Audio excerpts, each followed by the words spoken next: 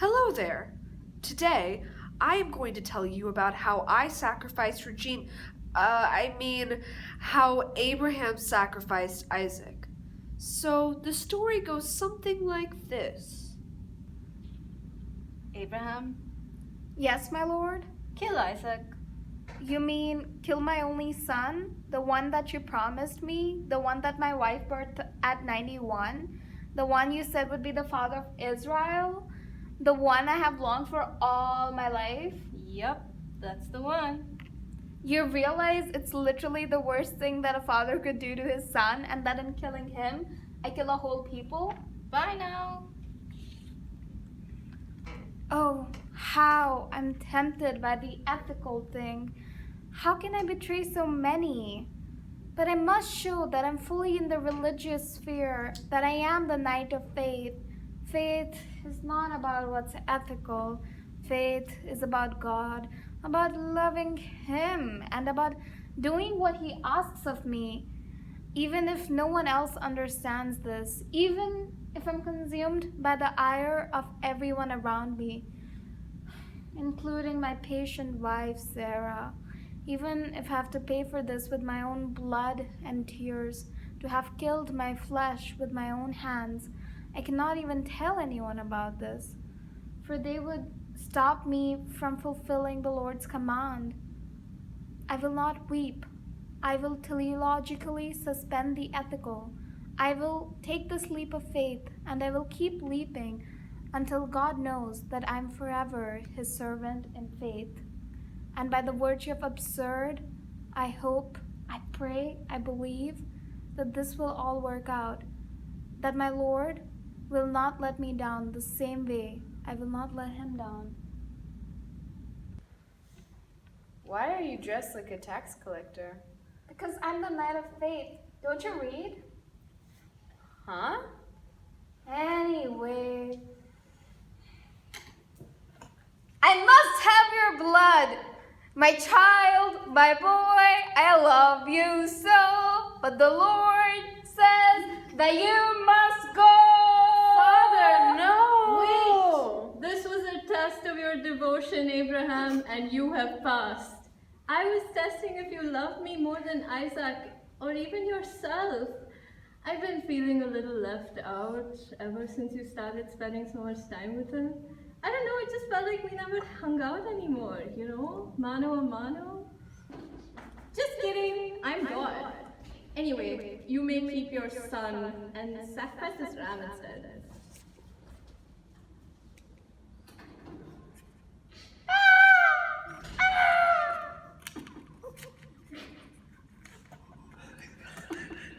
And that is the story of Abraham, true knight of faith. But do not think that you can achieve faith just because you know the outcome of Abraham's story. The movement of faith must be performed infinitely, and it must be performed with the knowledge that a resolution is impossible. And if that sounds easy to you, you're already doing it wrong, because it isn't intuitive to anybody. It's not an instinctive emotion. It's a paradox, you see. You must embrace the absurd, and before any of this can happen, you must already be a knight of infinite resignation. What's that, you ask? Well, poets and romantic heroes, and those such as me, Johann de Silentio, Or insane. are knights of infinite resignation. We are easily recognized, me more so, of course, because of my stunning good looks. You see, we don't fit in. We don't live in this finite, corrupt world. We reside in the infinite, because the one thing we had poured our souls into is lost to us. There's no hope of getting that thing or person back, so we have renounced this life. Wait, did I just get a casting call for a Wes Anderson movie? But Kierkegaard, that's an anachronism. Huh? Sorry, I have to go. But before that, you should know that if you want to be a knight of infinite resignation, it's totally possible. With a lot of work, of course. It's a philosophical movement, this recognition of impossibility. But very sad, even though it's philosophical. Very sad indeed, like a shirt whose thread is spun under tears, the cloth bleached with tears, the shirt sewn with tears, and you gotta sew it yourself.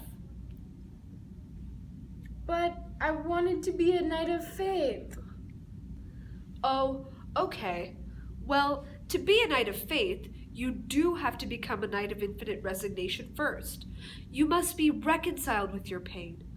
And then you must believe that you'll get her back, even though she's married, even though you were the one who broke it off.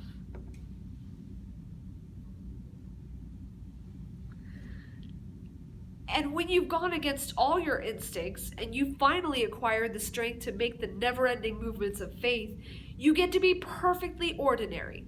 You're not a genius like me. You're not a saint. You're just normal. You take delight in petty earthly pleasures, unlike us knights of infinite resignation. But remember, you will do everything by virtue of the absurd.